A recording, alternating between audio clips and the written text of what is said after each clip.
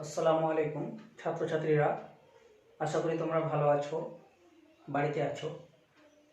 আমরা প্রথম ক্লাসে আমাদের সালোক সংশ্লেষ সম্পর্কে ধারণা দিয়েছিলাম যে ফটোসিনথেসিস জিনিসটা কি, ওর সংজ্ঞাটা, এবং ওই সংজ্ঞাতে আমরা রিয়াকশন দেখেছিলাম বা বিক্রিয়া, সেই বিক্রিয়াকে কেন জারণ বিজারণ বিক্রিয়া বলছিল, বা পাতায় যে সালোক সংশ্লেষের আদর্শ স্থান কেনই বা তাকে বলা হচ্ছিল, বা পাতার মধ্যে অ্যাকচুয়াল কোন জায়গাটায় ক্লোরোফিল অবস্থিত। তো এই নানান ধরনের টপিকসগুলো আমরা আলোচনা করেছি আগের প্রথম ক্লাসটাতে। আমরা যে জায়গায় শেষ করেছিলাম যে পাতাকে কেন আদর্শ স্থান বলা হয় সেই পর্যন্ত। তো এখানে আমি একটা কথা বলতে চাই শুরু করার আগে, আজকে দ্বিতীয় পার্টটা, যে একটা জিনিস খুবই খারাপ লেগেছে যে তোমরা হোমওয়ার্ক কিন্তু কেউ আমাকে হোয়াটসঅ্যাপ গ্রুপে কেউ শেয়ার করনি। যে পড়াটা আমি পড়ালাম ফটোসিনথেসিসের, সেটা প্র্যাকটিস করে বা সেই সম্পর্কে যে কোয়েশ্চেনগুলো আমি লাস্টের দিকে বলেছিলাম তার কিছু অ্যান্সার, স্যাম্পল অ্যান্সার কিন্তু কেউ সেন্ড করনি। তো যাই হোক, একটু গুরুত্ব সহকারে ক্লাস করবে, কারণ অনলাইনে এইভাবে যে পদ্ধতিতে ক্লাসগুলো হচ্ছে, তাতে করে স্কুল যখন রানিং হবে তখন কিন্তু এর পর থেকে সিলেবাসটা শুরু করা হবে। তাই অনেকের মনে হয়তো ধারণা থাকতে পারে যে অনলাইনে ক্লাস হচ্ছে, করলে করব, না করলে না করব, স্কিপ করে যাব, কিন্তু এটা ভুল ধারণা। কারণ সিলেবাসটা যেখানে এখান থেকে শেষ হবে তারপর থেকে আমরা কিন্তু শুরু করব, কারণ তোমরা বুঝতে পারছো লকডাউনের জন্য সেশনটা কিন্তু ছোট হয়ে আসছে। তো এই ক্ষেত্রে আমরা সরাসরি আমাদের টপিকসে চলে যাই। আজকে আমরা মেনলি জানবো যে সালোক সংশ্লেষের সেকেন্ড পার্টটা, বা আমরা যদি বলতে যাই যে ফার্স্ট অফ যে ফটোসিনথেসিসের কথা আমরা বলছিলাম, এই ফটোসিনথেসিসের আমরা পার্ট টুটা বা আমরা দ্বিতীয় ক্লাসটা আজকে করছি। তাহলে এখানে আমরা ফটোসিনথেসিসের পার্ট টুতে আমরা কি জানবো, মেনলি আজকে আমরা যেটা জানবো যে সালোক সংশ্লেষে সাহায্যকারী উপাদানগুলি কি কি। যেরকম সংজ্ঞাতেই বলেছিলাম, জল, কার্বন ডাইঅক্সাইড, ক্লোরোফিল, সূর্যালোক, এগুলো হচ্ছে প্রধান কম্পোনেন্ট বা উপাদান। এছাড়াও বেশ কিছু উপাদান আছে। তো আমরা একটা চার্টের মাধ্যমে প্রথমে দেখে নিই কি কি উপাদান, তারপরে জানবো আমরা এই উপাদানগুলি কি কি কাজ করে বা কিভাবে সালোক সংশ্লেষকে বা সালোক সংশ্লেষে ভূমিকা পালন করে সেটা আমরা বর্ণনা করব। তাহলে প্রথমে আমরা দেখে নিই যে সালোক সংশ্লেষের উপাদান বলে কি কি জিনিস আমরা পাবো।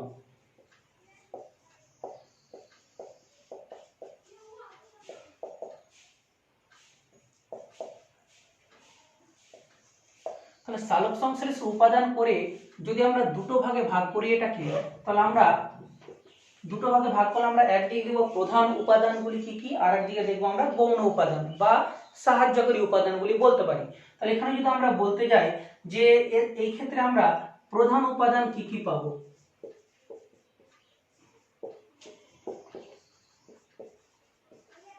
আর আরেকদিকে দেখবো আমরা সাহায্যকারী।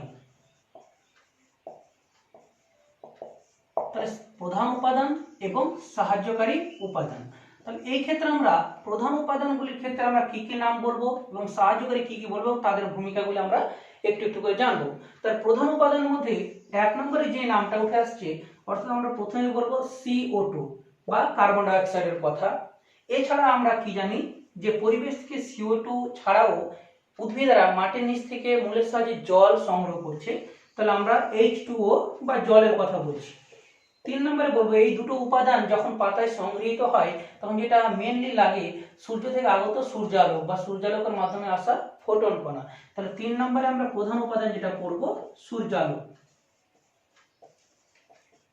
তারপরে আমরা চার নম্বরে যেটা পড়বো সূর্যালোক পাতায় যখন পড়ে তো পাতার মধ্যে যে বিশেষ রঞ্জক পদার্থ আছে যেটা উত্তেজিত হয়ে সালোক সংশ্লেষের পর্যায়গুলিকে এগিয়ে নিয়ে যায়, সেই রঞ্জক পদার্থটার নাম হচ্ছে কি ক্লোরোফিল। তাহলে ক্লোরোফিল হচ্ছে এক ধরনের রঞ্জক পদার্থ। পাতার মধ্যে কেবল যে ক্লোরোফিল রঞ্জক পদার্থটাই প্রধান ভূমিকা পালন করে তাই না, ক্লোরোফিলকেও সাপোর্টিং রূপে বা ক্লোরোফিলের কাজকে ত্বরান্বিত করতে বেশ কিছু সাহায্যকারী উপাদানও কিন্তু আমরা দেখতে পাবো। তাহলে ক্লোরোফিল ও আমরা বলতে পারি অন্যান্য রঞ্জক পদার্থ। এখন এই অন্যান্য রঞ্জক পদার্থগুলি কি কি সেটা কিন্তু আমরা পরবর্তী আলোচনা থেকে জানবো। যেমন ক্যারোটিনয়েডস এর কথা বলছি, এটাকে আমরা যদি সংক্ষেপে বলতে যাই এটাকে বলা হয় ক্যারোটিনয়েডস। তাহলে এই হলো আমাদের প্রধান উপাদান। তাহলে এখানে আমাদের কি করতে হবে, আমরা টপিকগুলো শুধু দেখে নিচ্ছি। এই আমাদের আজকের ক্লাসে এই প্রত্যেকটা উপাদানের আমরা মেনলি কাজগুলো জানবো, বা কিভাবে এরা সালোক সংশ্লেষকে ত্বরান্বিত করছে সেই ভূমিকাগুলো আমরা কিন্তু আজকে জানবো। এছাড়া আমাদের সাহায্যকারী বেশ কিছু উপাদানের নাম জেনে রাখতে হবে, সেগুলো আমরা জানবো এবং তাদের ভূমিকাগুলো আমরা যতটা পারি আজকের ক্লাসে আলোচনা করব। তাহলে সাহায্যকারী উপাদান রূপে বেশ কিছু নাম আমাদের জানতে হবে, যেগুলি সালোক সংশ্লেষ করতে একটা গৌণ ভূমিকা পালন করে থাকে। তাহলে আমরা এই ক্ষেত্রে যদি 1 নম্বরে দেখি, সাহায্যকারী উপাদান রূপে আমরা প্রথমে যে টার্মটা দেখব তার নাম আমরা এখানে 1 নম্বর করে দিতে পারি RUBP। তাহলে এই যে ওয়ার্ডটা লিখলাম RUBP, তাহলে এই ওয়ার্ডটার মানেটা কি বা ফুল ফর্মটা কি সেটা আমাদের জানতে হবে। তাহলে এখানে যে উপাদানগুলি আমরা লিখবো 2-3টে, সেই উপাদানগুলির পুরো নাম জানবো এবং তারা কি ভূমিকা পালন করে আমরা এই কার্বন ডাইঅক্সাইড বা জলের ভূমিকা যখন জানবো সেই ক্ষেত্রে আমরা আলোচনা করব। তাহলে RUBPর পুরো নামটা যেটা আমাদের জানতে হবে সেটা হচ্ছে রাইবিউলোজ বিস ফসফেট।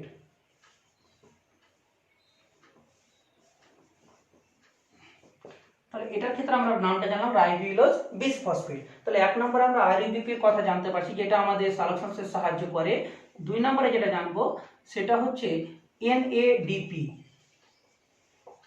বা NADP প্লাস বলতে পারি। তাহলে NADP এর পুরো নামটা কি এটাও আমাদেরকে জানতে হবে। তাহলে NADP এর ক্ষেত্রে আমরা যেটা নাম বলবো যে নিকোটিনামাইড অ্যাডেনাইন, তাহলে এটা আমরা পুরো নামটা লিখবো নিকোটিনামাইড অ্যাডেনাইন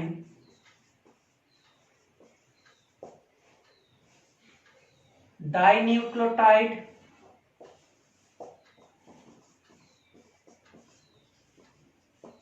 তাহলে পুরো নামটা আমি বলে দিচ্ছি, তোমরা লিখে নেবে। Nicotinamide adenine dinucleotide phosphate, nicotinamide adenine dinucleotide phosphate, ribulose বিস ফসফেট। এছাড়া আমরা 3 নম্বরে আরেকটা উপাদান আমরা সালোক সংশ্লেষে সাহায্যকারী রূপে কাজ করবে, যেটার নাম হচ্ছে ADP। তাহলে এটার সঙ্গে প্রত্যেকেই পরিচিত আছো, যার নাম হচ্ছে অ্যাডিনোসিন ডাইফসফেট। তাহলে মেইনলি তোমাকে এই 3টে টার্ম কিন্তু জেনে রাখতে হবে, যে এই উপাদানগুলো আগে থেকেই কিন্তু উদ্ভিদের পাতায় উপস্থিত থাকে এবং উদ্ভিদের পাতায় এই উপাদানগুলি উপস্থিত থেকে সালোক সংশ্লেষে কার্বন ডাই অক্সাইড, জল বা সূর্যালোক ও ক্লোরোফিলের কাজগুলিকে ত্বরান্বিত করে, বা এদের সাহায্যে সালোক সংশ্লেষে যে বিক্রিয়াগুলি আছে সেইগুলি ঘটাতে সাহায্য করছে। তাহলে আমরা মেইনলি এখান থেকে ফুল ফর্মগুলো জানবো এবং এদের ভূমিকাগুলি ফার্দার আমরা ক্লাসে এখন আলোচনা করব। তাহলে আমরা উপাদান সম্পর্কে জেনে গেলাম এখান থেকে। এরপর আমরা মূল টপিকসে চলে আসব, বা কোশ্চেন আকারে যদি বলা যায় যে সালোক সংশ্লেষে কার্বন ডাই অক্সাইডের ভূমিকা লেখো বা জলের ভূমিকা লেখো, সালোক সংশ্লেষে সূর্যালোক কি ভূমিকা পালন করে, অর্থাৎ মেজর যে কম্পোনেন্টস গুলো আছে এই কম্পোনেন্টস গুলি কিভাবে সালোক সংশ্লেষকে ত্বরান্বিত করছে সেটা কিন্তু আমরা পরপর পয়েন্ট ওয়াইজ আলোচনা করব। এইখানে একটু বলে রাখি, প্রত্যেকটা জিনিস কিন্তু বইয়ে তোমরা পেয়ে যাবে, কিন্তু এখানে ক্লাসটাকে একটু বোঝাচ্ছি তোমাদের এবং কিছু পয়েন্ট ভিত্তিকভাবে আমি আলোচনাটা করব। তো প্রত্যেকটা খাতা পেন রেডি রাখবে এবং এই যে প্রত্যেকটা ভূমিকাগুলি বলবো র্যান্ডামলি তোমাদের বইয়ে একটানা লেখা আছে এবং ওটাকে আমি পয়েন্ট আকারে লিখে দিয়ে এবং সেই ব্যাখ্যাটাকে আমি একটু বোঝানোর চেষ্টা করব। তাহলে তোমরা একটু খাতা পেনটা রেডি করো এবং সেই অনুসারে তোমরা পয়েন্টগুলোকে একটু নোট ডাউন করবে।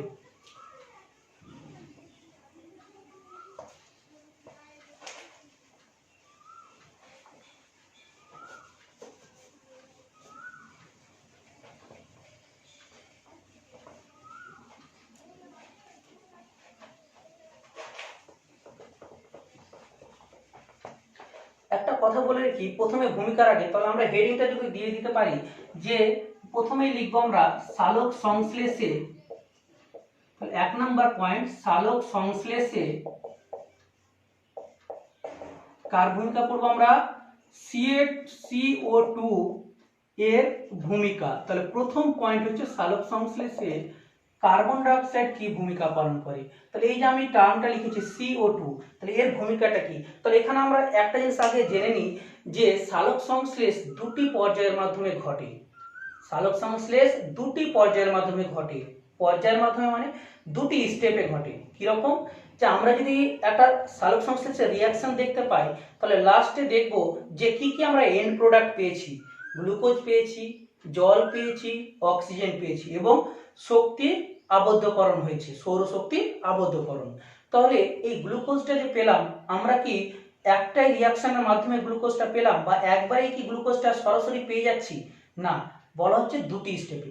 ফার্স্ট স্টেপে কি হয়, সূর্যালোকের আবদ্ধকরণ ঘটবে বা সূর্যের আলোর উপস্থিতি অবশ্যই প্রয়োজন হবে, যেই পদ্ধতিটাকে বলবো আমরা আলোক দশা, যেটা আমরা আমাদের পরবর্তী ক্লাসে আলোচনা করব। আর সূর্যালোক আবদ্ধকরণ করার পরে ক্লোরোফিলকে সক্রিয় করে জলটাকে ভেঙে সেইখানে আমরা পিজিএ নামক একটা যৌগ তৈরি করতে পারবো। পিজিএ তৈরি করার জন্য আমাদের যে বিজারক পদার্থ দরকার NADPH2, সেই NADPH2টাকে তৈরি করতে পারবো। আর একটা যেটা করতে পারবো, যে জলটাকে ভেঙে অক্সিজেন তৈরি করতে পারবো। তাহলে ভালো করে বুঝবে, আলোক দশাতে কিন্তু আমরা গ্লুকোজ পাচ্ছি না, ওইখানে পাচ্ছি অক্সিজেন। আর একটা যেটা পাবো, যে পিজিএ তৈরি করার জন্য প্রয়োজনীয় NADPH2 নামক একটা উপাদান পাবো, যে উপাদানটা আমাদের আলোক দশা তৈরি হবে। তাহলে একটার পরে আরেকটা দশা কিন্তু পরস্পরের সাথে সম্পর্কিত, যে আলোক দশা যেখানে শেষ, তারপর থেকে কিন্তু শুরু হচ্ছে কি অন্ধকার দশা। অন্ধকার দশা কেন নাম হয়েছে? কারণ সেই ক্ষেত্রে আলোর উপর ডিপেন্ডেন্ট নয়, বা সূর্যালোকের উপস্থিতি থাকতেও পারে, নাও থাকতে পারে। তাহলে এই ক্ষেত্রে আমরা সেই ডিটেলস আলোচনাগুলি কিন্তু আমরা পরের ক্লাসে করব। আজকে আমরা মেনলি ভূমিকাগুলো জানবো। তাহলে CO2 এর ক্ষেত্রে কি কি ভূমিকা হবে, তাহলে আমরা যদি রিয়াকশনটা দেখি, প্রথম ক্লাসে যে আমরা সালোক সংশ্লেষের রিয়াকশন দেখছিলাম, ওইটা যদি একবার একটু মনে করার চেষ্টা করি, তাহলে ওখানে দেখতে পাবো যে আমাদের কার্বন ডাইঅক্সাইড ছিল, তার সাথে জল যুক্ত হয়েছিল, হওয়ার পর ওখানে কিন্তু এক অণু কি তৈরি হয়েছিল, গ্লুকোজ। তাহলে কার্বন ডাইঅক্সাইড এবং জল যুক্ত হয়ে এক অণু গ্লুকোজ তৈরি হয়েছিল, তার সাথে অক্সিজেন এবং জল তৈরি হয়েছিল। এইখানে বলা হয়েছিল যে গ্লুকোজ থেকে গ্লুকোজটা যে তৈরি হয়েছিল, ওর মূল উৎস কে ছিল, কার্বন ডাইঅক্সাইড। তাহলে আমরা প্রথম পয়েন্ট লিখতে পারি 1 নম্বরে গ্লুকোজ উৎপাদন।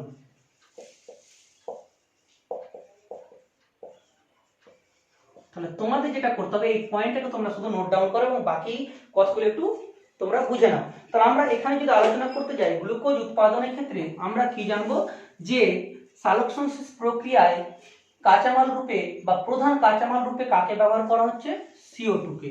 আর এই CO2 কি করছে, জলের সাথে যুক্ত হয়ে কি তৈরি করছে, C6H12 এবং O6। তাহলে আমি সংক্ষেপে দেখালাম এটা, তার সাথে তোমার এখানে অক্সিজেন তৈরি হচ্ছে এবং তার সাথে জল তৈরি হচ্ছে। আমি সমতা বিধান করছি না, সরাসরি দেখাচ্ছি।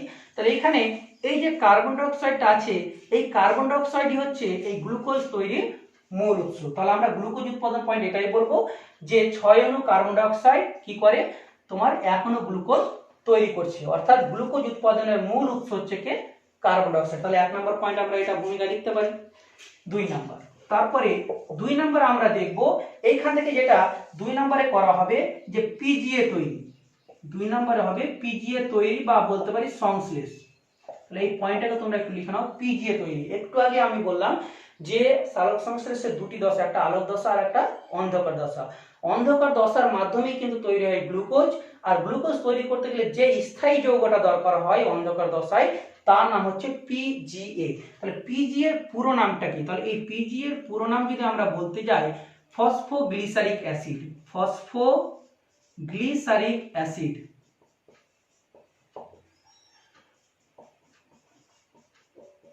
তাহলে ফসফোগ্লিসারিক অ্যাসিড নামক একটা স্থায়ী যৌগ তৈরি করবে। তো এই স্থায়ী যৌগ তৈরি করার জন্য বা তৈরি করতে কে সাহায্য করবে, CO2। সেটা কিভাবে, সেটা বলা হচ্ছে যে কার্বন ডাইঅক্সাইড কি করে, পাতায় উপস্থিত একটা যৌগ রয়েছে যার নাম RUBP, যেটা সম্পর্কে তোমরা আগে জেনেছো, যে রাইবিউলিক বীজ ফসফেট।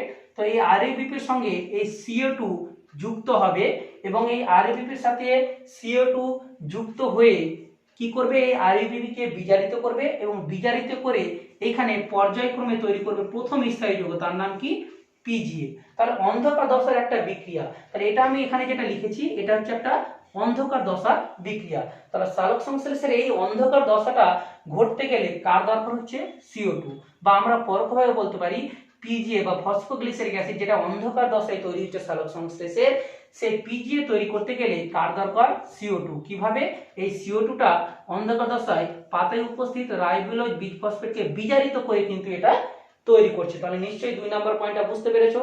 আর একটু বুঝতে যদি সমস্যা হয় সেটা ক্লিয়ার হয়ে যাবে পরের দিনের ক্লাসে। কখন? যখন আমি আলোক দশা এবং অন্ধক দশাগুলি পরপর তোমাদের দুটো ক্লাসে আলাদা আলাদা করে ডিটেলসে একটু বোঝাবো, তখন কিন্তু এই রিয়াকশনগুলো তোমাদের ক্লিয়ার হয়ে যাবে। তাহলে যতটা পারছো এই রিয়াকশনগুলি এখন একটু নোট ডাউন করে রাখো, পয়েন্টটা নোট ডাউন করে রাখো। 3 নম্বরে তাহলে পিজিএ তৈরি করা হয়ে গেল। 3 নম্বর আমরা একটা পয়েন্ট করব, তার নাম হচ্ছে অঙ্গার আত্তীকরণ। উভয় আকার র, অঙ্গার আত্তীকরণ বা ইংরেজিতে বলা হয় কার্বন অ্যাসিমিলেশন। তাহলে কার্বন অ্যাসিমিলেশন, অঙ্গার বা কার্বন আমরা জানি কয়লা, অঙ্গার। তাহলে সেই কার্বন আত্তীকরণ, আত্তীকরণ মানে কোনো পদার্থের ভিতরে অঙ্গীভূত হওয়া বা প্রবেশ করা বা ওর ভিতরে যুক্ত হওয়া, তাকে বলবো আত্তীকরণ। তো তোমরা এই রিঅ্যাকশনটা আবার আমি বলছি যে 6 অণু কার্বনের সাথে 12 অণু জল, তাহলে এই যে রিঅ্যাকশনটা ছিল এই ক্ষেত্রে আমরা দেখব যে এই যে আমরা সালোক সংশ্লেষের মূল রিঅ্যাকশনটা পেয়েছি, এই ক্ষেত্রে ভালো করে একটু লক্ষ্য করো যে সালোক সংশ্লেষের এই রিঅ্যাকশনটাতে কার্বন ডাই অক্সাইডের অন্তর্ভুক্ত কার্বন মৌলটা, কার্বন ডাই অক্সাইডের অন্তর্ভুক্ত কার্বন মৌলটা কোন যৌগের ভিতরে অঙ্গীভূত হয়েছে? গ্লুকোজ। তাহলে এইখান থেকে আমরা বলতে পারি যে কার্বন ডাই অক্সাইডের অন্তর্গত বা CO2 এর অন্তর্গত কার্বন মৌলটা কোন যৌগের ভিতরে অঙ্গীভূত হয়েছে? C6H12O6 বা সালোক সংশ্লেষে গ্লুকোজ যৌগের ভিতরে অঙ্গীভূত হয়েছে। তাই যেহেতু কার্বন ডাই অক্সাইডের কার্বন মৌলটা এই যৌগের ভিতরে অঙ্গীভূত হয়েছে, তাই এই ঘটনাটাকে বলা হচ্ছে কি? অঙ্গার আত্তীকরণ। তাহলে অঙ্গার আত্তীকরণ বা কার্বনটাকে অন্তঃস্থ করা বা অঙ্গীভূত করতে সাহায্য করছে কে? Carbon die oxide. তাহলে এই পয়েন্টটা আমরা আলোচনা করব। তাহলে এটা নিশ্চয়ই বুঝতে পেরেছো কার্বন অ্যাসিমিলেশন বলতে কি বোঝায়, যে গ্লুকোজ যৌগের ভিতরে কার্বন ডাই অক্সাইডের কার্বন মৌলটার অঙ্গীভূত বা আবদ্ধ হওয়ার ঘটনাকে বলবো আমরা অঙ্গার আত্তীকরণ। তাহলে 3টে পয়েন্ট এখান থেকে আমরা আলোচনা করলাম। এছাড়া এই 3টে পয়েন্টের ক্ষেত্রে আমরা যখন এইভাবে আলোচনাটা হলো, তোমরা পয়েন্টগুলো তুলে রাখলে এরপরে বইটা যখন বাড়িতে পড়বে তখন কিন্তু তোমাদের ধারণাটা ক্লিয়ার হয়ে যাবে যে প্রত্যেকটা পয়েন্ট আমি কি লিখালাম এবং এর ভিতরে কি কি আলোচনা করা হলো। তাহলে আমরা কার্বন ডাই অক্সাইডের ভূমিকাটা হয়ে গেল। এরপরে আমরা পরবর্তী যে উপাদান রয়েছে মুখ্য, সেই সম্পর্কে চলে যাব। তাহলে পরবর্তী আমরা প্রধান একটা উপাদান দেখব, সেটা হচ্ছে H2O বা জল। তাহলে সালোক সংশ্লেষ ঘটাতে গেলে অবশ্যই জলের প্রয়োজন।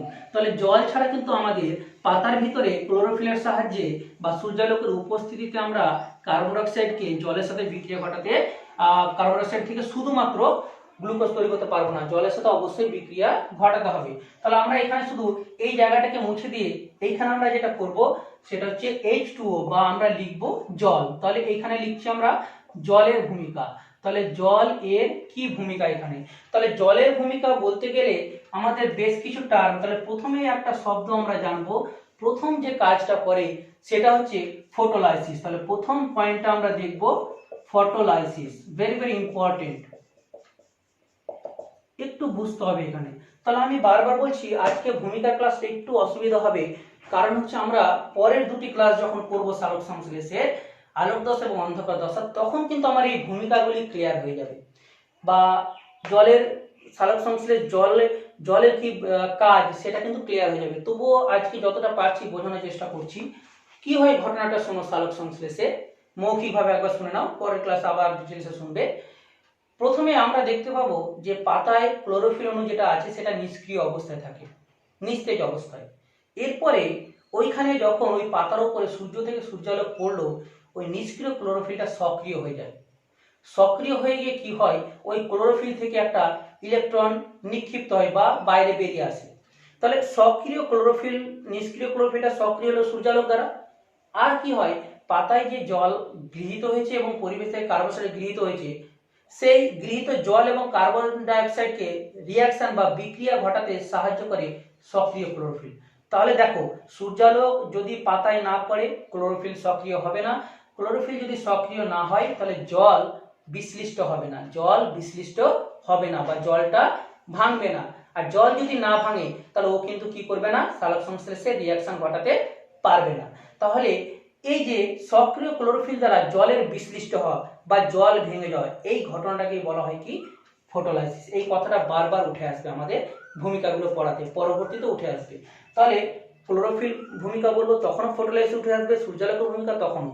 তাহলে ফটোলাইসিস মানে হচ্ছে সূর্যালোক পড়ার পরে নিষ্ক্রিয় ক্লোরোফিল সক্রিয় হওয়া, আর ওই সক্রিয় ক্লোরোফিলটা কি করে, পাতায় উপস্থিত জলটাকে ভেঙে দুটি আয়নে পরিণত করবে। তাহলে আমরা যদি এরকম দেখি যে জল আছে H2O, এই জলটাকে কি করবে সক্রিয় ক্লোরোফিল দ্বারা,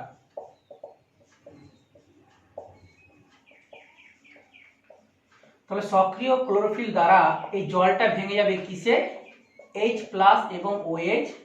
তাহলে দুটি আয়ন, একটা H+ আয়ন আর একটা OH-। সমতা বিধানগুলো ঠিকঠাক ভাবে এখন করছি না, শুধু তোমরা বুঝে নাও ব্যাপারটাকে, তাহলে বই থেকে পেয়ে যাবে। তাহলে H2 এর ক্ষেত্রে আমরা H+ আয়ন পেলাম আর একটা OH- আয়ন। তাহলে সক্রিয় ক্লোরোফিল কি করলো জলটাকে বিশ্লিষ্ট করলো বা দুটি আয়নে ভেঙে দিল। তাহলে এইভাবে জলকে ভেঙে দেওয়ার ঘটনাকে কি বলবো ফটোলাইসিস। তাহলে জলের ভূমিকা হচ্ছে সালোকসংশ্লেষের মেন ভূমিকা কি, যে জলটা কি হয় নিজে সক্রিয় ক্লোরোফিল দ্বারা বিশ্লিষ্ট হয়। কেন বিশ্লিষ্ট হয় বা বিশ্লিষ্ট যে দুটো আমরা উপাদান পেলাম বা আয়ন পেলাম তাদের কি কি কাজ, তাহলে এই আয়ন দুটিকে আমরা নিশ্চয়ই সালোক সংশ্লেষে কাজে লাগাবো, তাই আমরা জলটাকে ভেঙেছি দুটি আয়নে। তাহলে দ্বিতীয় পয়েন্ট আমরা তাহলে ফটোলাইসিস হচ্ছে 1 নম্বর কাজ জলে। 2 নম্বরে আমরা জানবো এখান থেকে ফটোলাইসিস ছাড়া যেটা হবে NADP বলে একটা তোমরা উপাদানের নাম তোমরা শুনেছিলে NADP+, যার পুরো নামটা বলেছিলাম নিকোটিনামাইড অ্যাডিনাইন ডাইনিউক্লিওটাইড ফসফেট। তাহলে NADP+ কে বিজারিত করা, তাহলে NADP+ কে বিজারিত করা। তাহলে এখান থেকে আমরা একটা ওয়ার্ড পাচ্ছি যে NADP এই যৌগটাকে বা উপাদানটাকে বিজারিত করতে হবে। তো এই বিজারিত করতে গেলে যে উপাদানটা দরকার সেটা হচ্ছে কি H+ আয়ন। তাহলে আমাদের এখানে কি দাঁড়াবে দেখো, তো এখানে আমরা যদি 2H+ আয়ন ধরি তাহলে দুটো হাইড্রোজেন আয়ন কি করবে এর সাথে যুক্ত হবে। তাহলে এই রিঅ্যাকশনে NADP+ প্লাস কটা আয়ন দুটো হাইড্রোজেন আয়ন। তাহলে দুটো হাইড্রোজেন আয়ন যদি যুক্ত হয় দিয়ে এখানে যেটা তৈরি করবে এই যৌগটা এটাকে বলছি NADPH2। তাহলে এটা হচ্ছে একটা যৌগ, বা আমরা এটাকে আরেকভাবে লিখতে পারি NADP+ NADPH plus H plus. তাহলে এই যে আমরা NADPH2 যৌগ, এই যৌগটাকে উৎপাদন করা হচ্ছে আমাদের মূল উদ্দেশ্য। তাহলে জল ভাঙলো, ফটোলাইসিস ঘটালো, ভাঙার পরে দ্বিতীয় নম্বর জলের ভূমিকা হচ্ছে NADP কে বিজারিত করে কি যৌগ তৈরি করা NADPH2। কেন তৈরি করব, কারণ এই NADPH2টা কি করবে অন্ধকার দশায় কাজে লাগবে। তাহলে আমরা আলটিমেট বুঝতে পারছি এটা আলোক দশার একটা রিঅ্যাকশন। এই রিঅ্যাকশনে যে উপজাত পদার্থ পেলাম এটাই কি করব আমরা অন্ধকার দশায় PGA তৈরিতে আমরা বা PGA কে বিজারিত করতে আমরা কাজে লাগাবো। একটু ক্লাসটা মনোযোগ দিয়ে শুনবে, অনেক কিছু মাথার উপর দিয়ে চলে যাবে মনে হচ্ছে যে স্যার একটার পর একটা বলে যাচ্ছেন হয়তো অসুবিধা হচ্ছে, একটু বুঝে যাও পরপর। তাহলে ফটোলাইসিস ঘটালো, H+ আয়নটা NADP+ আয়নের সাথে যেটা পাতায় আগে থেকে ছিল এর সাথে যুক্ত NADPH2 গঠন করলো। এই NADPH2 কি করবে অন্ধকার দশায় যে PGA নামক যৌগ তৈরি হবে তাকে বিজারিত করবে। তাহলে এটা আমাদের 2 নম্বর কাজ পেলাম। 3 নম্বর কাজ কি দেখবো আমরা, যেটা মোস্ট ইম্পর্টেন্ট কাজ অক্সিজেন উৎপত্তি। তোমরা নিশ্চয়ই দেখেছো সালোক সংশ্লেষের রিঅ্যাকশনে যে অক্সিজেন উৎপাদিত হচ্ছে, গ্লুকোজের সাথে সাথে অক্সিজেন তৈরি হচ্ছে এবং সেটা পরিবেশে মুক্ত হচ্ছে। তো সেই অক্সিজেনের মূল উৎস রূপে কাজ করে কে জল। তো কি করে অক্সিজেনটা উৎপন্ন হয়, এখানে দেখো এই যে তোমরা দেখছো OH-, তাহলে এরকম 4টা OH-, তাহলে H+টা এখানে কাজে লাগলো আর OH-টা কি করবে, তাহলে এখানে আমরা যদি লিখি O2 উৎপত্তি এবং মুক্তি। তাহলে অক্সিজেনের উৎপত্তি এবং মুক্তি, তাহলে অক্সিজেনটা তৈরি হবে পাতায় এবং পরিবেশে ছড়ে যাবে এবং মুক্ত হবে। তাহলে এই পয়েন্টগুলোকে কিন্তু তোমরা কিন্তু একটু নোট ডাউন করে নেবে। এখন কি হয় এই যে H+ আয়ন দ্বারা আমরা NADPH2 তৈরি করলাম আর OH- এখানে দুটো হাইড্রোজেন যুক্ত এটা তৈরি হলো। এরকম 4টা যদি আমরা OH- আয়ন নিই তাহলে 4টা OH- আয়ন থেকে পর্যায়ক্রমে যেটা আমরা আলোক দশায় জানবো ডিটেলসে, এখান থেকে কি হয় 4টা ইলেকট্রন বেরিয়ে যায়, যে OH- আয়নটা কি হয় OH মূলকে পরিণত হয়। ওই 4টা OH মূলক থেকে পরবর্তীতে কি তৈরি হবে জল এবং অক্সিজেন তৈরি হবে। তাহলে এখান থেকে কিন্তু আমরা কি করতে পারি আমরা এখানে তৈরি করতে পারবো 2H2O এবং আমরা দেখব যে এছাড়া এখানে আমরা তৈরি করতে পারবো কি একটা O2। তাহলে এখানে দেখো অক্সিজেনটা তৈরি হলো এবং অক্সিজেনটা কি হয়ে যাচ্ছে মুক্ত হয়ে যাচ্ছে। তাহলে এখানে মেন উদ্দেশ্য হচ্ছে OH- আয়ন থেকে ইলেকট্রন বেরিয়ে গিয়ে কি তৈরি হয় অক্সিজেন তৈরি হয় এবং পরিবেশে মুক্ত হয়। তাহলে এই যে তিনটে ভাইটাল পয়েন্ট ফটোলাইসিস ঘটানো, NADP কে বিজারিত করা, দিয়ে NADPH2 তৈরি করা আর কি করা অক্সিজেন উৎপত্তি করা এবং তার মুক্তি ঘটানো, এই তিনটে হচ্ছে প্রধান কাজ। কার কাজ জলের ভূমিকা কিসে সালোক সংশ্লেষ। তাহলে নিশ্চয়ই তোমরা এই পয়েন্টগুলোকে নোট ডাউন করেছো এবং যতটা পেরেছো রিঅ্যাকশনগুলোকে লিখে নিয়েছো। এর সাথে আমরা এই পয়েন্টে একটা কথা লিখতে পারি যে সালোক সংশ্লেষ প্রক্রিয়ায় অক্সিজেনের উৎপত্তির মূল উৎস হলো কি জল। তাহলে এটা পয়েন্টকে আমরা কিন্তু পরে অ্যাড করতে পারি। তাহলে এটা হলো একটা কথা। এছাড়া আমরা আরেকটা জিনিস পাবো এখানে, যে ক্লোরোফিলের স্থিতি অবস্থা বজায় রাখা। ক্লোরোফিলের স্থিতি অবস্থা বজায় রাখা, এই পয়েন্টটাকে একটু নোট ডাউন করো তোমরা, আমি বুঝাচ্ছি। 4 নম্বরে লেখো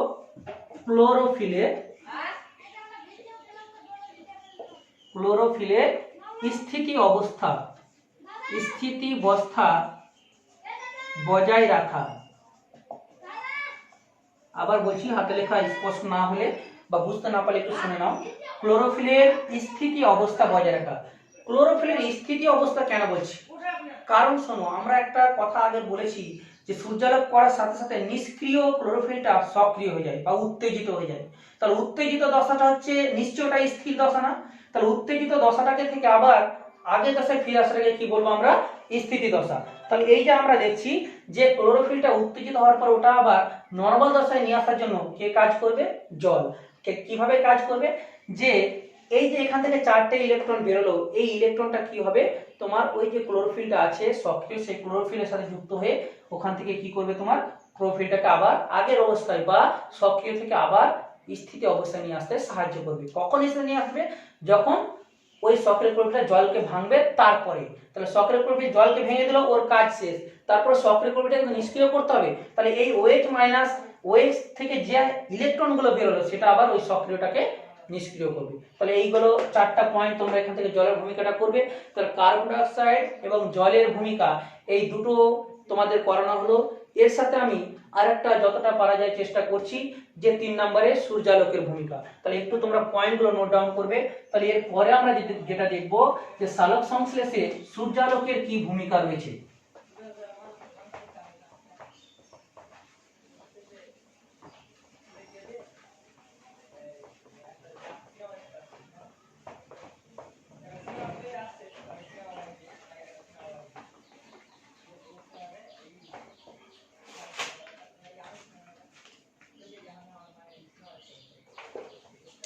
তাহলে আমরা এখানে পয়েন্ট একটা যদি করি, সূর্যালোকের ভূমিকা, তাহলে সালোক সংশ্লেষে সূর্যালোকের বা সানলাইটের কি ভূমিকা আছে। তাহলে প্রথম যেটা আমরা পয়েন্ট করব, তাহলে এখানে তোমরা পয়েন্ট ভিত্তিকভাবে লিখে নাও। 1 নম্বরে করব ক্লোরোফিলের সক্রিয়তা। ক্লোরোফিলের সক্রিয়তা, তাহলে কি জিনিস আগে আলোচনা করেছি তোমাদের, যে একটা পাতায় ক্লোরোফিল আছে, সেই ক্লোরোফিলটা নিষ্ক্রিয় থাকে এবং সূর্য থেকে যখন সূর্য রশ্মি ওই পাতার উপর পড়ে, তো সূর্য থেকে সূর্যালোকের মাধ্যমে যেই কণাটা আসে তার নাম নিশ্চয়ই তোমরা জানো, ফোটন কণা। এই ফোটন কণাই কিন্তু কি করে? তোমার পাতায় আপতিত হচ্ছে। তাহলে ফোটন কণাটা যখন পাতায় পড়ছে বা ক্লোরোফিল দ্বারা গৃহীত হয়, তখনই ক্লোরোফিলটা, নিষ্ক্রিয় ক্লোরোফিলটা কি হয়ে যায়? সক্রিয় হয়ে যায়। তাহলে 1 নম্বর পয়েন্টে নিশ্চয়ই বুঝতে পারছো, নিষ্ক্রিয় ক্লোরোফিল সূর্যালোকের সাহায্যেই বা সূর্যালোক থেকে আগত ফোটন কণার সাহায্যে কি করছে? সক্রিয় হচ্ছে। 2 নম্বর পয়েন্ট আমরা যেটা করব, সৌরশক্তির আবদ্ধকরণ। সৌরশক্তির আবদ্ধকরণ, তাহলে 2 নম্বর পয়েন্ট হচ্ছে সৌরশক্তির আবদ্ধকরণ। তাহলে এটা নিশ্চয়ই বুঝতে পারছো। একবার বলে দিই যে সূর্য হচ্ছে কি সকল শক্তির উৎস, এবং সূর্য থেকে এই যে সৌরশক্তিটা আসছে, সেই সৌরশক্তিটা এই ফোটন কণার মাধ্যমে কোয়ান্টাম রূপে, কি বললাম? কোয়ান্টাম। তাহলে ফোটন কণার মাধ্যমে কোয়ান্টাম রূপে সৌরশক্তিটা কোথায় পড়ছে? পাতায় পড়ছে। পাতায় পড়ে পাতার মধ্যটা কি আবদ্ধ হচ্ছে, এবং সেই সৌরশক্তিটা পাতায় কি শক্তি রূপে? রাসায়নিক শক্তি রূপে। কি রূপে?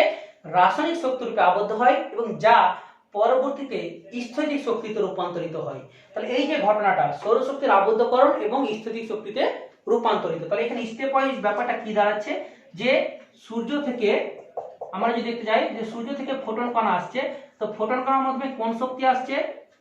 সৌরশক্তি। এই সৌরশক্তিটা পাতায় যখন পড়লো, কি শক্তিতে পরিণত হলো? রাসায়নিক শক্তি। আর এই রাসায়নিক শক্তিটা আবার পরবর্তীতে কি রূপে সঞ্চিত হচ্ছে? স্থৈতিক শক্তি। এই স্থৈতিক শক্তিটাই কি করে? বিভিন্ন জীবেরা পরবর্তীতে তাপ শক্তি বা গতিশক্তি রূপে কাজে লাগাচ্ছে। তাহলে এখানে আমরা দেখতে পেলাম সৌরশক্তি কি করে একটা পাতার ভিতরে বা একটা জীবের ভিতরে আবদ্ধ হচ্ছে। তাহলে 2 নম্বর পয়েন্ট এটা করবে।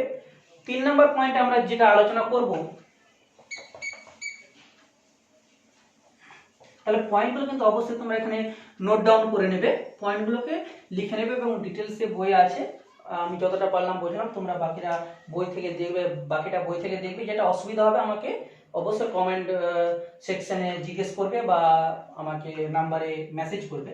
তারপরে আমরা 3 নম্বর পয়েন্টে আমরা দেখব যে মেইনলি যেটা হচ্ছে ফটো ফসফোরাইলেশন নামক একটা শব্দ রয়েছে, ফটো ফসফোরাইলেশন।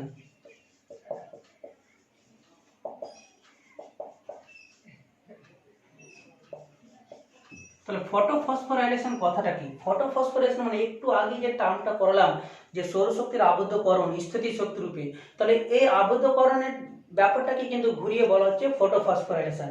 অর্থাৎ কি হয়, সূর্য থেকে যে সৌরশক্তি আসছে, এই সৌরশক্তিটা পাতায় আগে থেকে একটা উপাদান থাকে, তার নাম হচ্ছে এডিপি। নিশ্চয় প্রত্যেকে এর নাম শুনেছো, এডিপি বা অ্যাডিনোসিন ডাইফসফেট, যার ভিতরে কি হয় তোমার এটিপি, এখান থেকে কি তৈরি হয় এটিপি, এবং তার ভিতরে শক্তিটা সঞ্চিত হয়।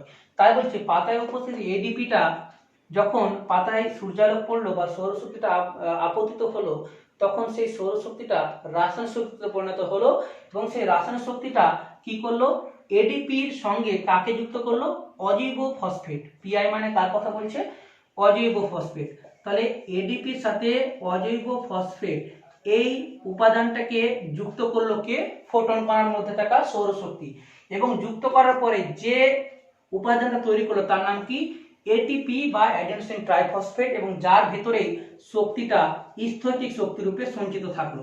তাহলে সৌরশক্তির এটিপির ভেতরে স্থিতি শক্তি রূপে আবদ্ধ থাকার ঘটনাটাকে বলবো কি, ফটো ফসফোরাইলেশন। তাহলে এখানে আরেকবার বলি যে এডিপির সাথে পিআই বা অজৈব ফসফেট যুক্ত হয়ে সৌরশক্তির স্থিতি শক্তি রূপে এটিপি অণুর মধ্যে আবদ্ধ হওয়ার ঘটনাকে বলবো কি আমরা, ফটো ফসফোরাইলেশন। তাহলে এই গেল সালোক সংশ্লেষে সূর্যালোকের 3টি ভূমিকা। তাহলে যা কিছু আজকে আলোচনা হলো মেইনলি 3টি আমরা প্রধান উপাদান, কার্বন ডাই অক্সাইড, জল এবং সূর্যালোক, 3টির আমরা 3টি কিংবা 4টি করে, প্রধানত 3টি করে মেইন পয়েন্ট আমরা আলোচনা করলাম। তাহলে এই 9টা পয়েন্টকে তোমরা ভালো করে একটু বুঝবে এবং এখান থেকে যা কোশ্চেন আছে আমাকে বলবে। এর পরের ক্লাসে আমরা কি করব, সূর্যালোকের মধ্যে শোষণ বর্ণালী, কার্য বর্ণালী এগুলো আলোচনা করব, তার সাথে বাকি পোর্শনটা আমরা শুরু করব। তাহলে আজকের মতো এটুকুই থাক, এটুকু রেডি করবে, হোমওয়ার্ক করবে, কোশ্চেন থাকলে আমাকে জিজ্ঞেস করবে। ঠিক আছে।